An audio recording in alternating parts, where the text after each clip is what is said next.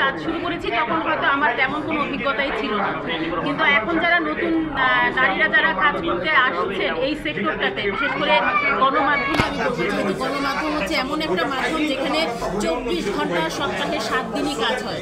তো সেখানে কোনো ঈদ থাকে না, কোনো পূজা থাকে না, কোনো ছুটি থাকে না, কোনো বন্ধ থাকে না।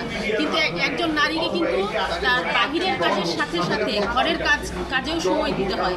তো সেই জায়গা থেকে আমি বলবো যে আপনারা যারা নতুন যারা আসছেন তারা এই কাজটিকে ভালোবেসেই আসবেন এবং এই কাজ সম্পর্কে জেনে বুঝে পড়াশোনা করেই আসবেন, তাহলে হয়তো আপনাদের কষ্টটা অনেকাংশে কমে যাবে। যেহেতু আমি যখন এসেছিলাম তখন হয়তো এত সুযোগ সুবিধা ছিল না, কারণ তখন এত বেশি ইন্টারনেটের এত সহজলভ্যতা ছিলই না।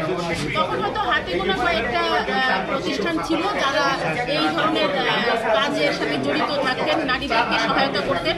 কিন্তু এখন আমার কাছে মনে হচ্ছে যে এখন অনেক বেশি প্রতিষ্ঠান রয়েছে যে নারীদের অধিকার নিয়ে সচেতনতার সৃষ্টির জায়গাটাতে তারা কাজ করছে। তো সেই জায়গা থেকে আমি বলবো যে আমরা যারা কাজ করছি এই জায়গাতে আমাদেরকে আরো বেশি সহায়তা করবেন